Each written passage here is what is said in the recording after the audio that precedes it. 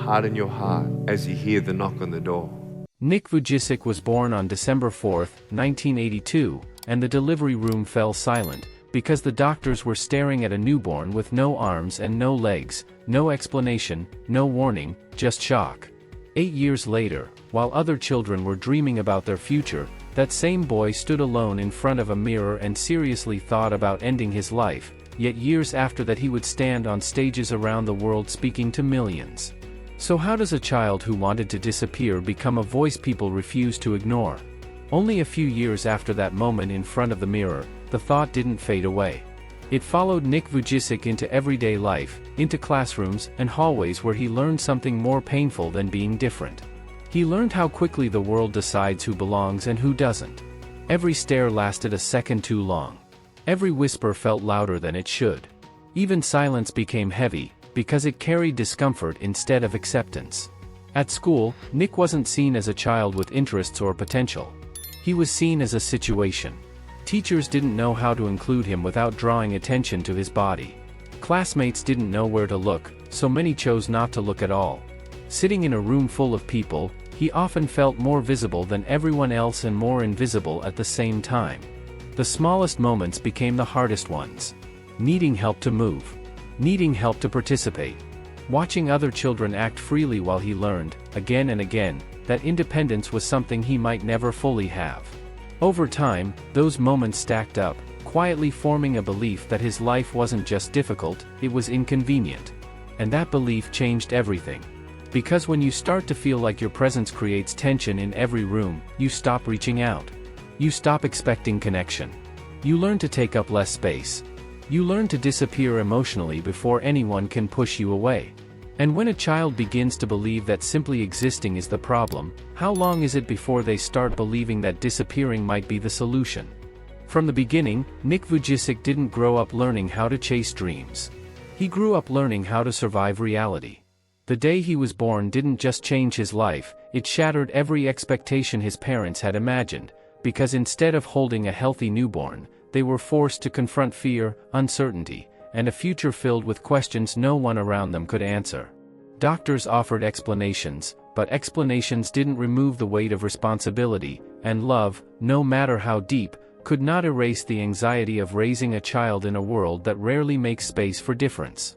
At home, Nick was surrounded by care, but even care carried a quiet sadness.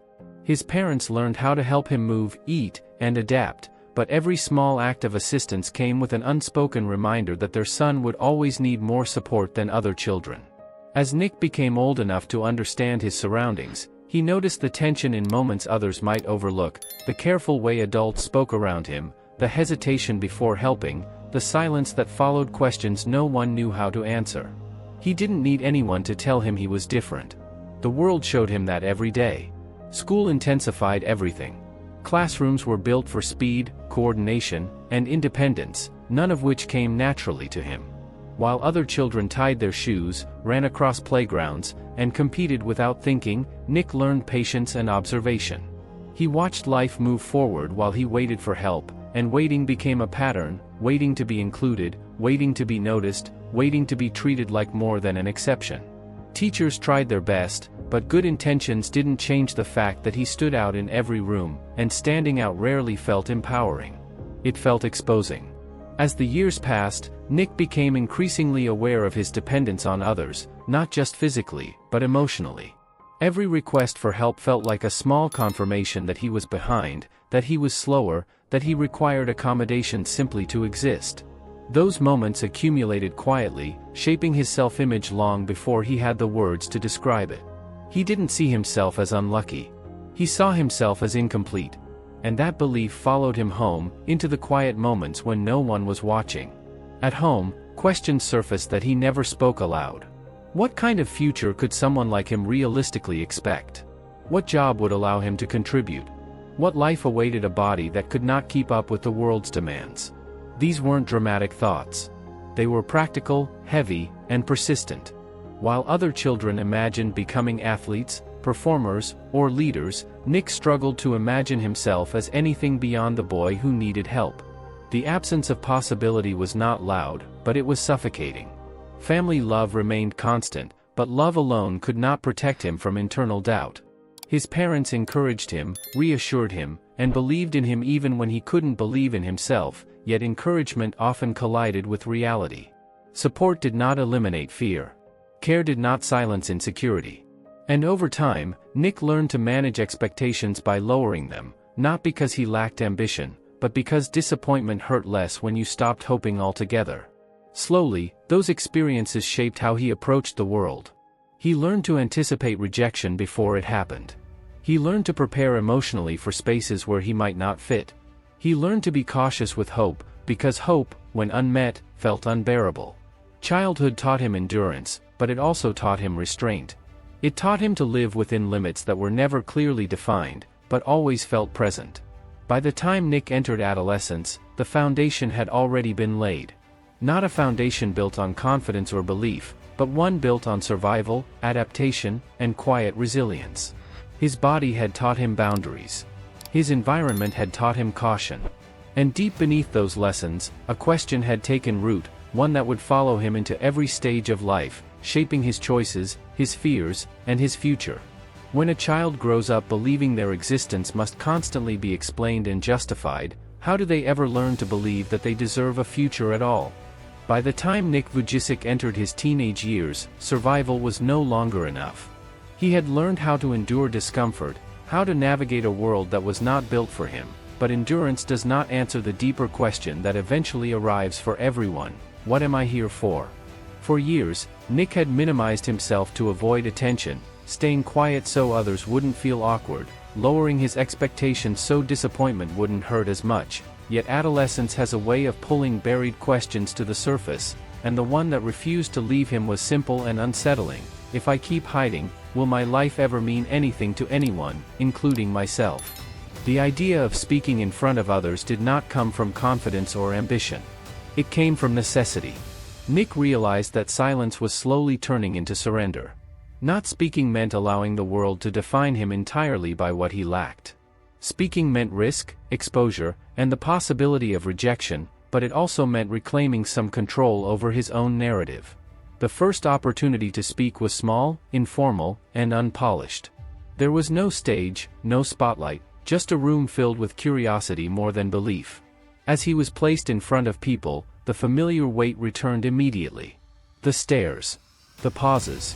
The moment where eyes met his body before his words. His voice shook, not because he didn't know what to say, but because every word felt like a challenge to years of conditioning that told him to stay invisible. That first experience was not triumphant. There was no applause that erased doubt. There was no instant validation. But something subtle shifted. For the first time, people listened. Not with pity, not with discomfort, but with attention. That difference mattered. It didn't change how Nick saw himself overnight, but it cracked the belief that his voice had no place in the world. After that, opportunities did not suddenly appear. They came slowly, unevenly, often accompanied by uncertainty. Each invitation felt like a test rather than a breakthrough. Was he being asked to speak because of his message, or simply because of how he looked? That question followed him everywhere, and it mattered deeply, because Nick did not want to be reduced to a symbol. He wanted to be understood as a human being with thoughts, fears, and meaning beyond his physical condition. As he continued to speak, failure became part of the process. Some talks fell flat. Some audiences remained distant. Some moments ended in silence that felt heavier than rejection. More than once, he considered retreating back into the safety of invisibility, because hiding had always been familiar, and familiarity felt safer than hope. Hope demanded vulnerability, and vulnerability meant reopening wounds he had spent years trying to protect. Yet every time he spoke, even imperfectly, he noticed something important. Sharing his story did not remove his pain, but it gave it direction. Pain without purpose feels endless.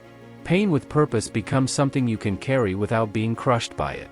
At the same time, a new pressure began to form. Nick started to realize that people were not just listening for inspiration. They were listening for permission. Permission to keep going. Permission to believe that life could still hold meaning even when it didn't look the way it was supposed to. That realization added weight to every word he spoke. Silence no longer affected only him. It affected others. And that responsibility felt heavy, especially for someone who was still struggling to believe his own message. There were nights when he questioned whether stepping into this role was a mistake, whether exposing his vulnerabilities would eventually cost him more than it gave, because speaking openly meant reliving the hardest parts of his life again and again. Despite the doubt, Nick continued forward. Not because he felt ready, but because turning back felt worse. The alternative was returning to a life where his pain stayed locked inside him, unresolved and unspoken. Progress did not come through confidence. It came through repetition. Through showing up even when fear was present. Through choosing honesty over comfort. Slowly, his voice began to take shape, not as something polished or perfected, but as something real. And real, he discovered, resonated in ways perfection never could.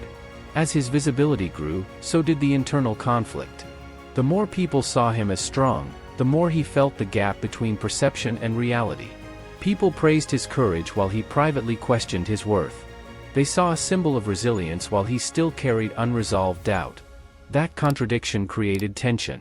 Standing on the edge of purpose is not the same as stepping fully into it. Purpose demands alignment, and alignment requires confronting the parts of yourself you would rather avoid. Nick was no longer hiding, but he was not yet free. His voice was reaching others, but his own beliefs lagged behind. And as the distance between who he appeared to be and who he felt himself to be widened, the pressure built quietly, preparing the ground for a deeper reckoning. When your voice begins to matter to others, but you still doubt your own value, how long can you keep moving forward before the weight of that contradiction pulls you back toward the darkness you thought you had left behind? As Nick Vujicic continued to speak, something shifted on the outside long before it fully changed on the inside. Invitations increased. Audiences grew. Rooms turned into auditoriums, and auditoriums turned into international stages.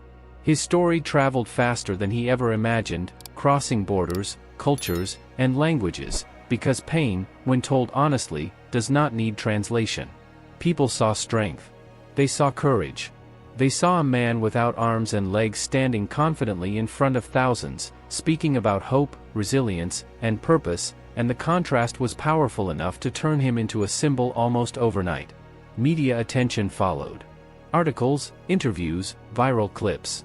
His image was carefully framed as proof that anything was possible. Schedules filled quickly, sometimes relentlessly. One event blended into the next. Airports replaced homes. Applause replaced silence. From the outside, it looked like success had finally solved everything that once hurt him.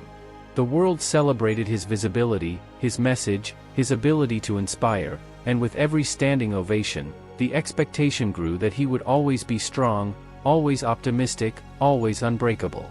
That expectation became invisible pressure, because once people decide you represent hope, they rarely allow you to show doubt. Behind the scenes, the pace was exhausting. Travel was physically demanding. Public appearances required constant emotional presence. Every talk meant opening personal wounds again and again for the sake of connection. Nick understood the value of that openness, but he also felt the cost. When your story becomes your work, rest becomes complicated. Silence feels undeserved. Stepping back feels like letting people down. And slowly, the line between purpose and performance began to blur. He was speaking about resilience while quietly fighting fatigue. He was encouraging others to keep going while privately questioning how long he could maintain the rhythm. The praise, though genuine, created distance. People no longer approached him as a person struggling forward, but as an example who had already arrived. Compliments focused on how strong he was, how inspiring he was, how fortunate others were to witness his journey. Few asked how he was actually doing. Fewer still expected an honest answer. Strength became his identity in the public eye, and identities, once assigned, are difficult to escape. The more he was admired, the less room there seemed to be for vulnerability. Nick also felt the weight of representation. When you stand in front of people who see you as proof that their own pain can be overcome, your mistakes feel amplified. Your doubts feel dangerous. He worried about saying the wrong thing, about failing publicly, about becoming an exception rather than a guide. Success did not eliminate fear. It reframed it. Instead of fearing invisibility, he now feared collapse. Instead of fearing rejection, he feared disappointing those who had placed their hope in him. Internally, unresolved questions resurfaced. Had he truly accepted himself, or had he simply learned how to perform confidence convincingly enough for others? Was his message fully lived, or was it still something he was chasing? These questions did not appear during applause. They surfaced in quiet hotel rooms, during late nights between flights, in moments when the noise finally faded. The contrast between public perception and private experience grew harder to ignore. Being seen as complete did not automatically make him feel whole. There were also practical pressures. Expectations from organizers, partners, and audiences demanded consistency. Energy was assumed. Motivation was expected on demand. There was little room for fluctuation, little tolerance for fatigue. The image of strength had to be maintained, because that image had become larger than him. And while he believed deeply in the value of his message, he also felt the strain of carrying it alone. Purpose can sustain you, but only if it is supported by honesty. Without that honesty, even purpose becomes heavy. Nick began to sense that success had not resolved the core belief formed in childhood, the belief that his value was conditional. In the past, he believed his worth depended on not being a burden. Now, it felt as though his worth depended on never failing. Different conditions. Same pressure. The stage had changed, but the internal equation remained unresolved. He was no longer trying to prove he deserved to exist. He was trying to prove he deserved to be believed. From the outside, everything pointed upward. The crowds were larger. The impact was measurable. The influence undeniable. But growth without integration creates imbalance, and imbalance always demands correction. The pace, the pressure, and the unresolved inner conflict were quietly converging, setting the stage for something inevitable. Because no matter how high you rise, the parts of yourself you avoid do not disappear. They wait. And as Nick stood at the height of visibility, carrying the weight of expectations and the responsibility of hope, one unspoken question lingered beneath the success, growing heavier with each new stage and each new audience. When the world sees you as unbreakable, but you still carry fractures inside, how long can the shine of success hold back the darkness that has never truly been addressed? The darkness did not arrive suddenly. It didn't crash into Nick Vujicic the way it once had when he was a child. This time, it crept in quietly, disguised as responsibility, exhaustion, and the constant demand to be strong for everyone except himself. From the outside, his life looked meaningful and productive, but internally, something felt increasingly misaligned. He was speaking about hope every day, yet rarely giving himself permission to feel hopeless. He was encouraging others to face their pain, while steadily postponing his own. The pressure was not just emotional. It was relentless. Travel schedules left little room for recovery. Public appearances required full presence even when his energy was depleted. Every speech meant revisiting deeply personal memories, opening wounds that never fully closed, and doing so with a smile that reassured the audience everything was under control. Over time, that performance became heavy. Not because the message was false, but because carrying it alone was unsustainable. When your pain becomes part of your profession, rest feels like betrayal, and silence feels like failure. There were moments when Nick began to feel trapped by the very role he had worked so hard to build. People no longer saw a man still growing. They saw a finished story. They expected consistency. They expected inspiration on demand. They expected strength without fluctuation. And the more those expectations grew, the less room he felt he had to be honest about his own struggles. Vulnerability, once the source of his connection, now felt risky. If he admitted doubt, would the message lose its power? If he admitted fatigue, would people feel let down? Internally, old beliefs resurfaced in a new form. As a child, he believed his value depended on not being a burden. As an adult, he began to feel his value depended on never breaking. Different circumstances. Same fear. The fear of disappointing others. The fear of becoming inconvenient again. The fear that if he stopped delivering hope, he might lose his place altogether. Success had amplified his influence, but it had also amplified his anxiety. The stakes felt higher, and mistakes felt less forgivable. Nick noticed changes in his emotional state. Moments of joy felt shorter. Quiet moments felt heavier. The applause that once energized him now faded quickly, leaving behind exhaustion instead of fulfillment. He began questioning his own authenticity. Was he living the message, or was he simply repeating it? Was he truly at peace with himself, or had he learned how to hide discomfort behind polished words?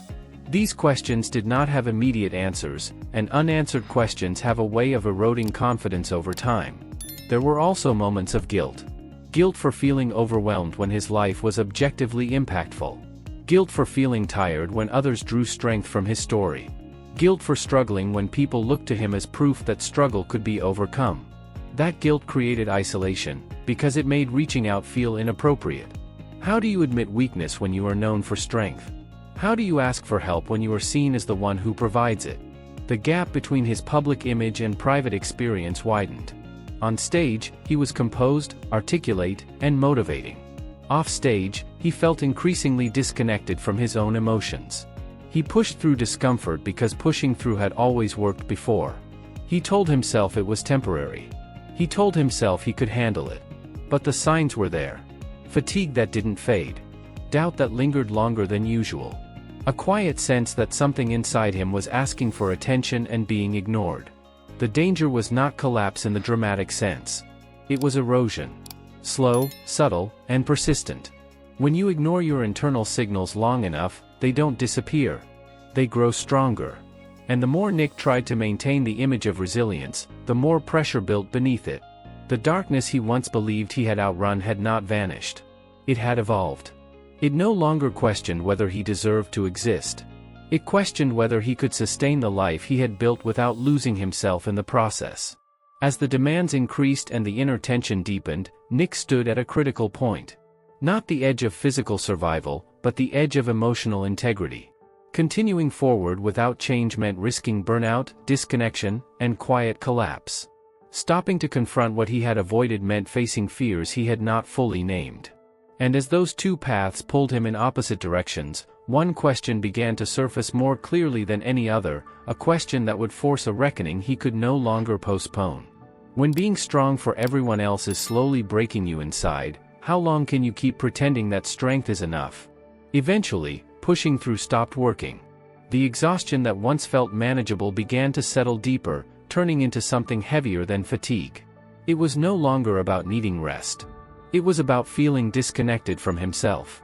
The same words he spoke on stage, the same lessons he repeated to others, began to echo back at him in uncomfortable ways, because living a message is far more demanding than delivering it, and the gap between what he taught and what he felt was no longer something he could ignore.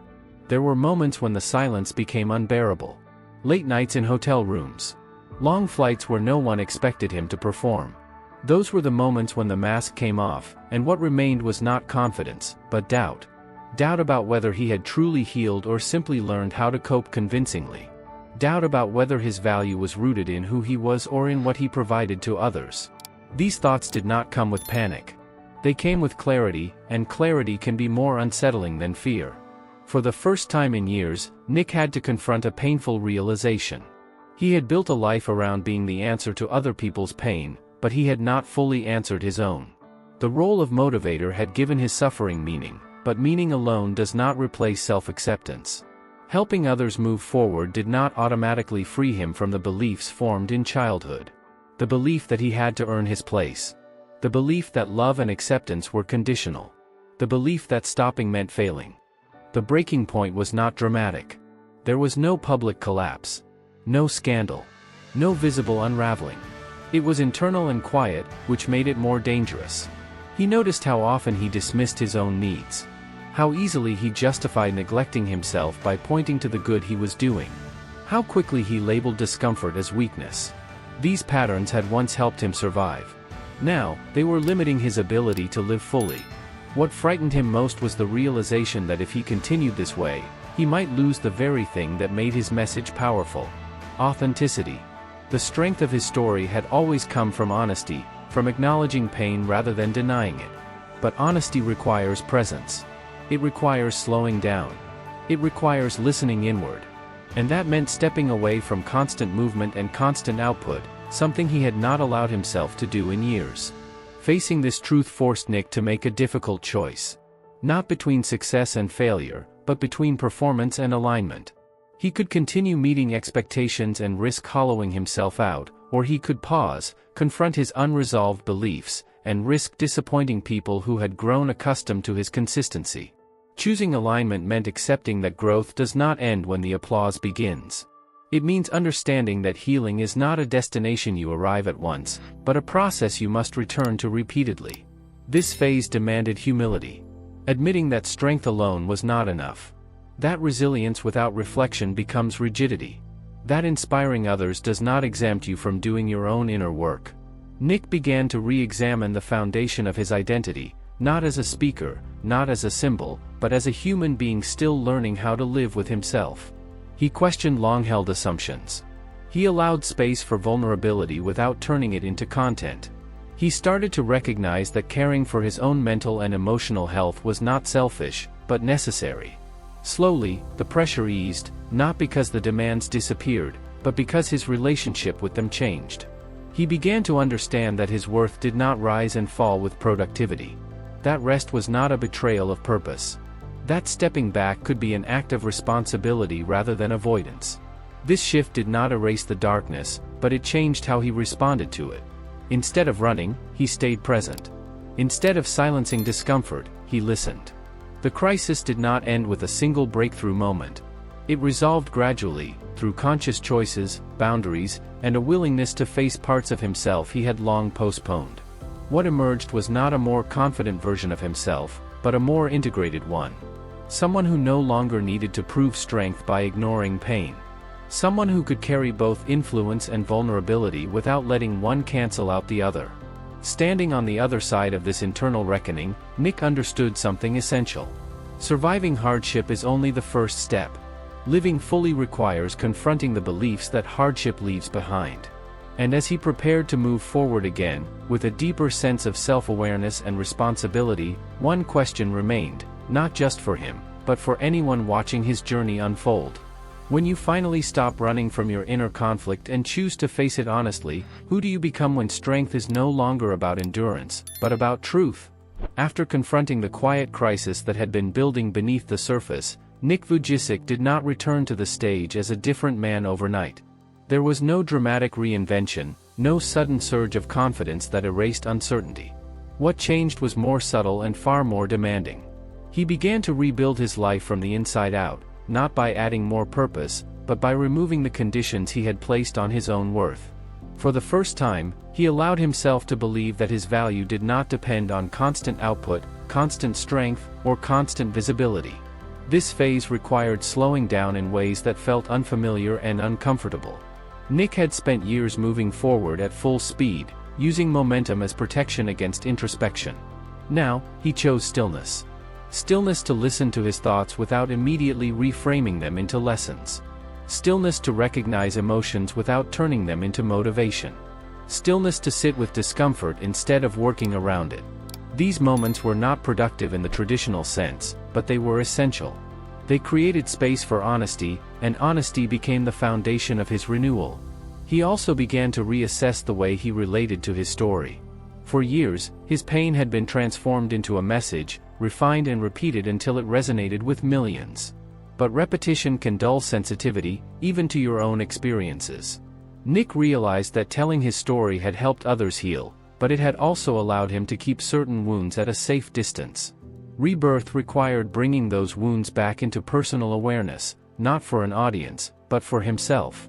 It meant acknowledging that healing is not something you finish, but something you practice. Relationships took on new importance during this time. Nick allowed himself to lean on others without framing it as inspiration.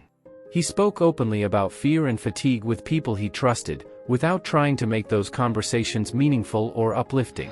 He learned that being supported does not diminish strength. It deepens it. This shift challenged long-held beliefs formed in childhood, beliefs that taught him to minimize his needs to avoid being a burden. Letting others care for him became an act of courage. As his internal alignment improved, his external work began to change as well. Nick did not step away from speaking, but he adjusted his pace and his intention. He chose depth over frequency, presence over performance. His words became quieter, more grounded, less driven by the need to inspire and more focused on connection. He no longer felt pressure to present himself as someone who had overcome everything. Instead, he spoke as someone still learning, still navigating, still human. Audiences responded differently. The applause mattered less. The moments of silence, reflection, and shared vulnerability mattered more. This period also clarified his understanding of responsibility. Nick had once believed that being responsible meant always showing up strong for others. Now, he understood that responsibility also includes modeling self-respect, boundaries, and emotional honesty. By taking care of his own mental and emotional health, he was not abandoning his mission. He was strengthening it. He realized that the most powerful message he could offer was not perfection, but permission. Permission to slow down. Permission to rest. Permission to seek help without shame. Internally, the shift was profound. The voice that once questioned his worth grew quieter. Not because doubt disappeared, but because it no longer controlled his decisions. He began to trust himself not as a symbol, but as a person capable of growth. He stopped measuring his life by impact alone and started measuring it by alignment. Did his actions reflect his values? Did his pace respect his limits? Did his work support his well-being rather than consume it? These questions guided his rebirth more than any external benchmark. The journey was not linear. There were days when old patterns resurfaced, when the urge to overextend returned, when expectations pressed in again. But now, Nick recognized those moments as signals rather than failures. Signals to pause. To recalibrate. To remember that strength does not come from ignoring vulnerability, but from integrating it. This awareness did not eliminate struggle. It changed his relationship with it. Through this process, Nick reclaimed ownership of his narrative.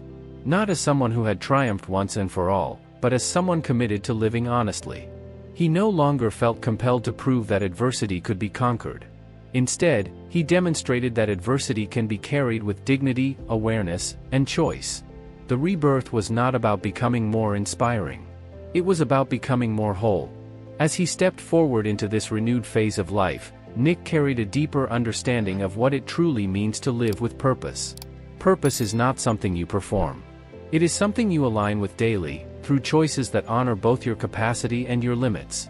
And as his journey moved into its next chapter, one question remained, extending beyond his own experience to anyone listening closely.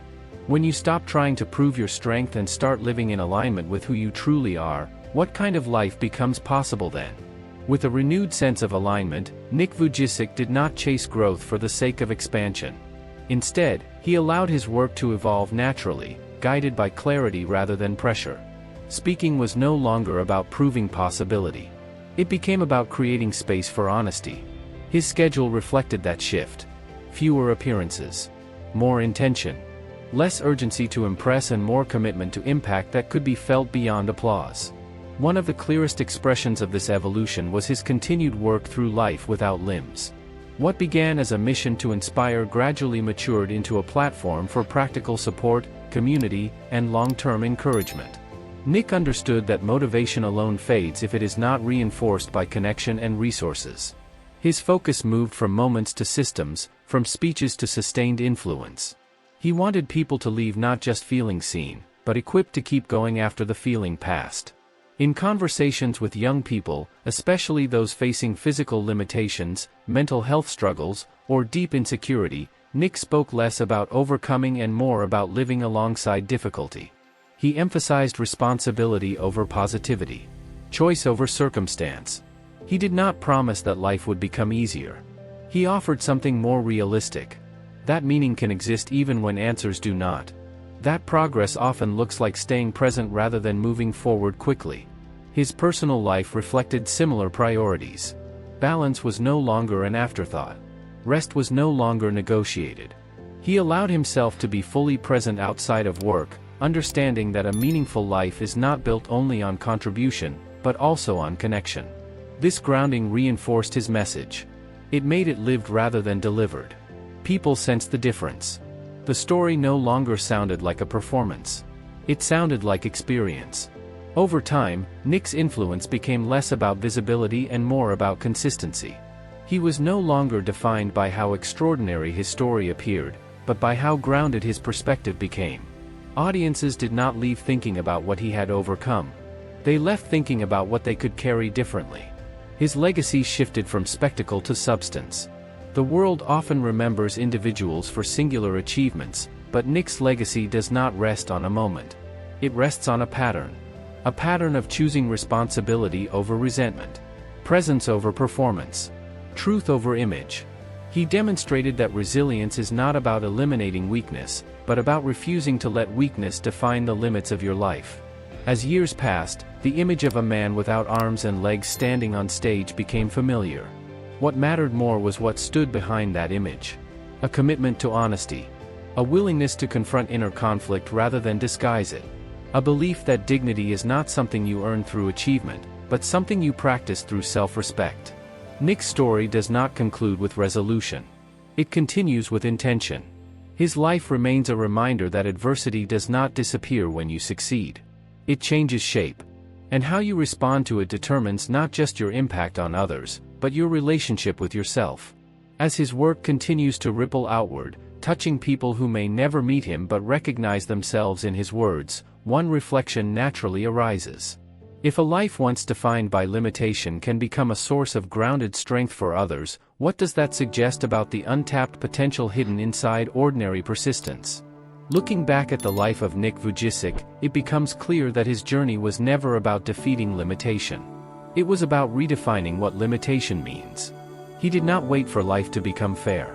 He did not demand answers before moving forward. He chose responsibility over resentment, honesty over image, and alignment over approval. That choice, repeated daily, shaped everything that followed. Nick's story challenges a common belief. That strength is something you either have or you don't. His life proves something quieter and more uncomfortable. Strength is built through decisions made when no one is watching. Through choosing to stay present when leaving would be easier. Through facing inner conflict instead of covering it with achievement. The absence of arms and legs never defined the limits of his life. Unquestioned beliefs almost did. What remains most powerful is not how much he achieved, but how deliberately he learned to live with himself. He showed that adversity does not disappear with success. It evolves. And growth is not about escaping struggle, but about meeting it with clarity and self-respect. His legacy is not motivation. It is permission. Permission to slow down. To ask better questions. To stop measuring your worth by circumstances you did not choose. Because in the end, the most important part of his story is not what he overcame, but what he chose to carry forward. If someone without arms and legs didn't give up, what reason do you have to stop?